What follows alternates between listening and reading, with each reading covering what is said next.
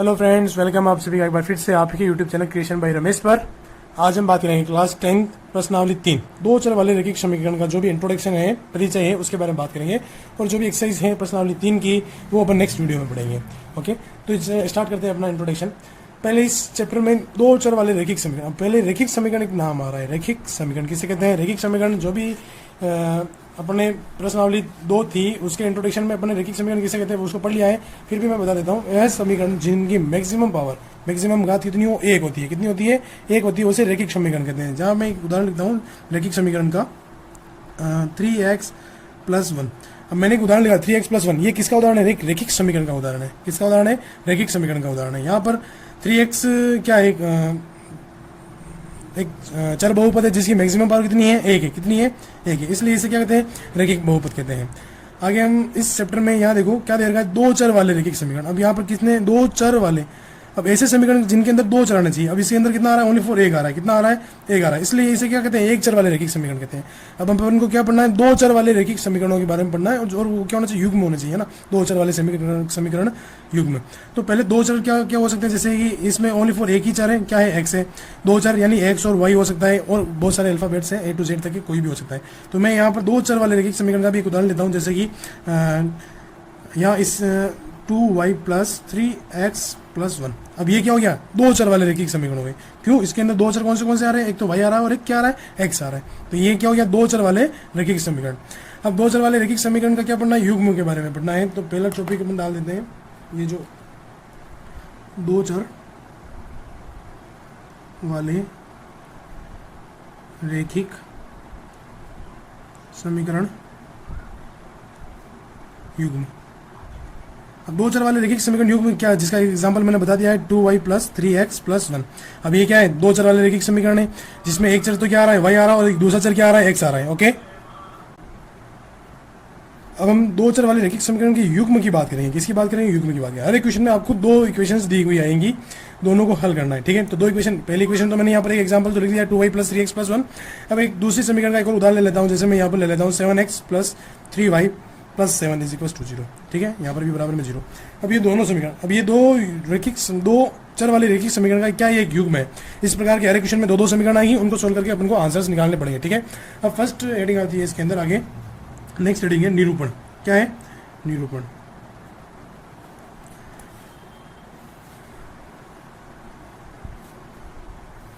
अब हम समझेंगे दो चर वाले रैखिक समीकरण युग्म होते हैं, जैसे ये दोनों हैं, उनका निरूपण किस प्रकार होता है। तो निरूपण के लिए यहाँ पर मैं दो इक्वेशंस लिख रहा हूँ, उनको आपको याद करनी, क्योंकि ये आपके इस पूरे चैप्टर में काम आने वाली है। a1x + b1y + c1 = 0। और दूसरी एक निरूपण समीकरण हो जाती है a2x + b2y + c2 = 0।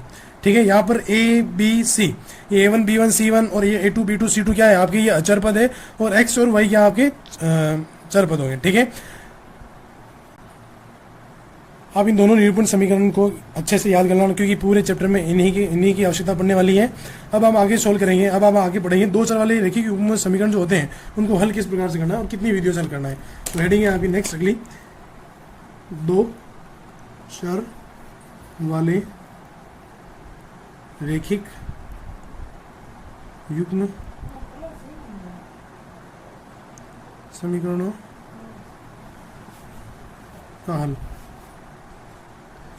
अब कितने प्रकार से इनका हल होगा? तो आपकी इस प्रश्नावली 10 के अंदर तीन विधियां दे रखी है। कितनी विधियां दे रखी है? तीन विधियां दे रखी है। तो पहले इसके अंदर आ जाती है ग्राफीय विधि,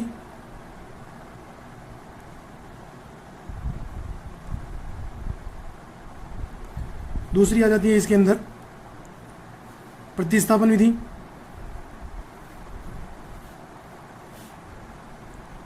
नेक्स्ट तीसरी आ जाती है विलोपन विधि। तीनों वीडियो से अपन सारे क्वेश्चंस को सोल्व करके देखेंगे कि क्या क्या आंसर आते हैं और किस प्रकार से इन वीडियो को सोल्व किया जाता है। ठीक है, तीनों ही विधियां बहुत इंपॉर्टेंट है। तीनों ही विधियों को अच्छे से समझ लेना, क्योंकि बोर्ड एग्जाम में किसी भी विधि के ऊपर क्वेश्चन आ सकता है। अब नेक्स्ट आगे चलते हैं। आपके फर्स्ट जो विधि है ग्राफीय विधि, इसको अपन समझने की कोशिश करेंगे। ग्राफीय विधि, ग्राफीय विधि से जो इक्वेशंस आपको सोल्व करनी पड़ेगी, जो क्वेश्चन सोल्व करने पड़ेंगे, वो किस प्रकार से सोल्व होंगे वो देखते हैं। तो हम पहले दोनों समीकरण का युग्म जो लिखा था अपन ने, ये दोनों समीकरण, उन्हीं को मैं वापस लिख देता हूँ। a1x + b1y प्लस C1 बराबर 0, A2x plus B2y plus C2 बराबर 0। ग्राफीय विधि में हमें क्या करना होगा, जो भी समीकरण आपको दी गई है उनमें A1 A2 B1 B2 और C1 C2 की भिन्न बनाकर उनमें कंपैरिजन करना पड़ेगा, कंपेयर करना पड़ेगा। ठीक है, जैसे कि A1 A2 है, ये B1 B2 है और ये C1 C2 है। इनको पहले तो क्या लिखना पड़ेगा, फंक्शन में लिखना पड़ेगा, भिन्न में लिखना पड़ेगा। भिन्न में लिख करके अपन को कुछ उनमें कंपैरिजन करना पड़ेगा। तो कंपैरिजन क्या क्या होंगे वो देखते हैं। A1 अपॉन A2 लिखा is equals to B1 upon B2, A1 upon A2 बराबर B1 अपॉन B2 बराबर C1 upon C2। Third is A1 upon A2 बराबर B1 अपॉन B2 बराबर C1 अपॉन C2। ये कुछ 3 कंडीशंस होगी आपके इस चैप्टर के अंदर। पहली कंडीशन है जैसे A1 अपॉन A2 बराबर B1 अपॉन B2, अगर बराबर नहीं है तो क्या होगा, प्रतिच्छेदी रेखाएं होगी। अब जब अपन ग्राफीय विधि की बात कर रहा हूँ मैं, दोनों इक्वेशंस को सोल्व करेंगे, जो अपन को बिंदु आएंगे उन बिंदु को अपन जब ग्राफ के ऊपर शो करेंगे, ग्राफ के ऊपर जब अपन शो करेंगे ये y-x और ये x-x ग्राफ के ऊपर जब शो करेंगे तो कहीं ना कहीं क्या होगी, प्रतिच्छेद करेगी। कहीं ना कहीं वो दोनों भुजाएं क्या, दोनों रेखाएं ग्राफ जो होंगे वो क्या करेंगे, कहीं ना कहीं प्रतिच्छेद करेंगे। दोनों रेखाएं एक दूसरे को क्या करेगी, काटेगी, प्रतिच्छेद करेगी। A1 कब करेगी, जब A1 upon A2 not equal to B1 upon B2, यानी दोनों ही बिंदु आपस में बराबर नहीं हो तब। अब दूसरी कंडीशन दे रही है A1 अपॉन A2 बराबर B1 अपॉन B2 बराबर C1 अपॉन C2। जब तीनों ही कंडीशंस, तीनों ही फंक्शंस आपस में बराबर होती हैं, इक्वल होती हैं, तब क्या बनता है। अब जब ये दोनों बराबर नहीं होती तो आपकी यहाँ पर प्रतिच्छेद होगा, लिख देते हैं यहाँ पर प्रतिच्छेदी रेखाएं, प्रतिच्छेदित रेखाएं। और क्या होगा, एक हल होगा। प्रतिच्छेदित रेखाएं होगी और कितना हल होंगे, एक हल होंगे। ठीक है, अब जब तीनों ही फंक्शंस जो अपन ने बनाई हैं वो बराबर होती हैं, क्या होती हैं, बराबर होती है, तो आपकी आंसर क्या आएगा, समपाती रेखाएं। यानी समपाती का मतलब होता है एक दूसरे के ऊपर, जैसे ये पहली वाली समीकरण के लिए ये वाला ग्राफ आया और दूसरी वाली समीकरण के लिए जो अपन बिंदु आएंगे वो इसी के ऊपर आते हैं। क्या आते हैं, इसी के ऊपर। तो इसे कहते हैं ओवरलैपिंग, कहते हैं। क्या कहते हैं, ओवरलैपिंग। ठीक है, तो यही होता है आपके समपाती रेखाएं। इसके क्या होते हैं, अनेक हल होते हैं। मान लो एक बल ये हो गया, एक हल ये हो गया, एक हल ये हो गया, एक हल ये हो गया, तो इसके बहुत सारे हल होते हैं, इसलिए यहाँ पर होंगे अनेक हल। Third is A1 upon A2 बराबर B1 अपॉन B2 और not equal to C1 upon C2। जब दो बिंदु तो बराबर होती है लेकिन तीसरी बिंदु के बराबर नहीं होती, तब क्या होता है, समांतर आता है। क्या आता है, समांतर रेखाएं। समांतर रेखाएं आती है और कोई हल नहीं आता है, कोई हल नहीं, क्योंकि अगर कोई दो रेखाएं समांतर है तो एक दूसरे की काटेगी नहीं, तो हल कहां से आएंगे। ठीक है, अब एक चीज और ध्यान रखना, ये जो इन दोनों को क्या कहते हैं, संगत समीकरण युग्म कहते हैं। जब ये A1 upon A2 not equal to B1 upon B2 और A1 upon A2 is equal to B1 upon B2 is equal to C1 upon C2, जब तीनों ही बराबर होते हैं और ये दोनों बराबर नहीं होते तो इन्हें क्या कहते हैं, इनको संगत समीकरण युग्म कहते हैं। क्या कहते हैं, संगत समीकरण युग्म। और जब कोई हल नहीं आता है, एक हल, अनेक हल, कुछ भी हल आएगा तो उसे संगत समीकरण युग्म कहेंगे। और जब एक भी हल, कोई भी हल नहीं आएगा उसे असंगत समीकरण कहते हैं। तो यहाँ पर मैं लिख लेता हूँ संगत समीकरण युग्म कहते हैं। जब कोई ना कोई हल आता है तो उसे संगत समीकरण हल कहते हैं, और जब अगर कोई भी हल नहीं आ रहा है तो उसे कहते हैं असंगत। क्या कहते हैं, असंगत समीकरण युग्म हल कहते हैं। ठीक है, अब मैं यहाँ पर नेक्स्ट पेज पे चलते हैं। अब मैं यहाँ पर दो उदाहरण लेता हूँ। दो उदाहरण के लिए दो समीकरण लेता हूँ। x प्लस 3y बराबर 6 और 2x माइनस 3y बराबर 12। ये समीकरण नंबर 1 होगी और ये आपकी हो जाएगी समीकरण नंबर 2। ठीक है, अब समीकरण नंबर 1 और समीकरण 2 में कंपेयर करने के लिए यहाँ पर A1 अपॉन A2 बराबर B1 अपॉन B2 में क्या करेंगे, अपन कंपैरिजन करेंगे। किस के अंदर कंपैरिजन करेंगे, A1 अपॉन A2 बराबर B1 अपॉन B2। ठीक है, अब ये बराबर आते हैं या नहीं आते हैं, उसके अकॉर्डिंग अपन को हल का पता चल जाएगा कि इसके कितने हल होंगे या क्या होंगे। ठीक है, अब A1 अपॉन A2, A1 क्या है, यहाँ पर इस फर्स्ट वाली समीकरण का A1 क्या है, 1 है, तो 1 अपॉन, और सेकंड समीकरण का A2 क्या है, 2 इज इक्वल टू B1 की वैल्यू क्या है यहाँ पर 3 और B2 की वैल्यू क्या है -3। क्या ये दोनों इक्वेशन आपस में बराबर है या नहीं है, तो जब मैंने पहले ही बता दिया था, अगर A1 upon A2 not equal to B1 upon B2 तो उसका कितने हल आते हैं, उसके एक हल आएगा। कितना हल आएगा, एक हल आएगा। अब इसको अपन ग्राफ पर ऊपर सॉल्व करके देखेंगे। तो समीकरण नंबर 1 से, समीकरण 1 में x प्लस 3y बराबर 6, यहाँ से मैं क्या x और y के मान निकालूंगा ग्राफ पर। अपन को एक ग्राफ बनाने के लिए तो यहाँ पर अपन क्या करेंगे, एक बॉक्स बनाएंगे जिसमें अपन दोनों से चर को लिखेंगे x और y। अब इनके दो मान निकालेंगे। अब x बराबर मैं यहाँ पर 0 रखूंगा, अगर x की जगह पर मैं 0 रखूंगा, x इक्वल टू 0, इस समीकरण में x बराबर 0 रखूंगा तो 0 प्लस 3y बराबर 6, y बराबर क्या आ जाएगा 6/3, 3 बजा 3, 3 2 6, क्या आया 0 रखने पर क्या आया 2 आया, क्या आंसर आया 2। तो y बराबर 0 रखता हूँ, y बराबर क्या रखूंगा 0, जब y बराबर 0 रखूंगा तो ये पूरा पद क्या हो जाएगा 0, 3 इंटू 0 क्या होगा 0, तो x बराबर ओनली 4 क्या आएगा 6 आएगा, y बराबर क्या आएगा 0 और x बराबर क्या आएगा 6। अब समीकरण नंबर 2 में बात करते हैं, तो समीकरण 2 में, तो समीकरण 2 क्या है अपने पास 2x माइनस 3y बराबर 12। ओके, अब यहाँ पर सेम जैसे ये अपन ने पॉइंट्स निकाले वैसे इस समीकरण के लिए भी अपन क्या निकालेंगे, पॉइंट्स निकालेंगे, ये हो गया x और ये हो गया y। अब दो पॉइंट्स इसके भी निकाल लेते हैं। जब मैं x बराबर 0 रखूंगा, x बराबर क्या रखूंगा 0, तो इस x की जगह पर मैं 2 into 0 minus 3y is equal to 12, तो y equal to 12 upon minus के 3, 3 में 3, 3 4 12, फिर ये माइनस के माइनस, ठीक है, तो माइनस के 4 क्या है 0 रखा, जब मैंने x बराबर 0 रखा तो आंसर क्या है माइनस के 4। अब अपन y बराबर 0 रखेंगे, y बराबर क्या रखेंगे 0, अब मैं इसकी जगह 0 रखूंगा तो 2x माइनस 3 मल्टीप्लाई 0 बराबर 12, 3 इंटू 0 0 हो जाएगा और x बराबर क्या जाएगा 12 अपॉन 2 इज इक्वल टू 6, क्या आया 6। अब अपन ने फर्स्ट समीकरण के लिए भी अपन ने 2 बिंदु निकाल लिए और सेकंड समीकरण के लिए भी अपन ने 2 बिंदु निकाल लिए। अब इन दोनों बिंदुओं को ग्राफ के ऊपर प्रतिस्थापित करते हैं, तो ग्राफ के ऊपर प्रतिस्थापित करेंगे तो कुछ इस प्रकार का ग्राफ अपन को मिलेगा। तो देखो ये ग्राफ बनाया हुआ है, पहला बिंदु अपने पास क्या था, पहला बिंदु था अपने पास फर्स्ट वाली समीकरण के लिए 0 और 2, x बराबर 0 और y बराबर, यहाँ पर मैं लिख लेता हूँ समीकरण 1 में, ठीक है, दो बिंदु आए थे, क्या आया था 0 और 2 और दूसरा बिंदु आया था 6 और 0। ये आगे वाला x का बिंदु होता है और पीछे वाला किसका होता है y का बिंदु होता है, ये हमेशा ध्यान रखना, ठीक है। और समीकरण 2 के लिए क्या बिंदु आए थे, 2 में समीकरण 2 के लिए बिंदु आए थे अपने पास 0 और -4 और दूसरा बिंदु आया था 6 एंड 0। ओके, अब समीकरण नंबर 1, समीकरण नंबर 1 कौन सी है, ये वाली, x प्लस 3y बराबर 6, क्या है x पर क्या है 0, ये रहा x पर 0 और y पर क्या है 2, तो ये 1 एंड 2 यहाँ पर आ रहा, तो पहला बिंदु अपन ने यहाँ लगा लिया। दूसरा बिंदु क्या है 6 एंड 0, x पर क्या है 6, तो ये रहा x पर 6 और y पर कितना है 0, तो ये y ऑलरेडी 0 ही है, तो ये दूसरा बिंदु है और ये अपन ने एक रेखा खींच ली स्केल की सहायता से। अब दूसरी वाली समीकरण के बिंदु को अपन प्रतिस्थापित करेंगे तो 0 और -4, ये रहा 0 और ये y x पर ये रहा -4, ठीक है, एक बिंदु ये आ गया। दूसरा बिंदु 6 एंड 0, अब x पर कितना है 6, तो ये रहा x पर 6 और y पर कितना है 0, तो ये y पर 0 और दूसरा बिंदु यहाँ पर आ गया 6 एंड 0, ठीक है। अब इस वाली समीकरण को, इस वाली रेखा को भी अपन ने खींच लिया इसके लिए सहायता से। अब दोनों बिंदु दोनों रेखाएं कहाँ काट रही है, इस 6 एंड 0 वाले बिंदु पर काट रही है। और अपन ने जब सोल्व किया था, अपन ने कंपैरिजन किया था a1/a2 बराबर b1/b2, ये दोनों क्या है बराबर नहीं आए थे और इसका आंसर कितना होता है 1 हल होता है। और ग्राफ में भी अपन को कितने हल आ रहे हैं, ओनली फॉर एक ही हल आ रहा है। कहाँ ये दोनों रेखाएं कहाँ काट रही है, ओनली फॉर एक ही बिंदु पर ही काट रही है। इसका मतलब इस ग्राफ के कितने हल होंगे, एक ही हल होगा। तो इस वाले क्वेश्चन को, इस उदाहरण को अपन ने एग्जाम्पल की सहायता से समझ लिया है। आई होप आपको जो ग्राफीय विधि थी वो आपको अच्छे से समझ में आई होगी। अब अपन चलते हैं दूसरी नेक्स्ट विधि है अपने पास, जो दूसरी नेक्स्ट विधि है उसकी तरफ चलते हैं। और यहाँ पर x के लिए क्या आंसर आया 6 और y के बराबर x के लिए क्या आंसर आया 6 और y बराबर क्या आंसर आया 0, ठीक है।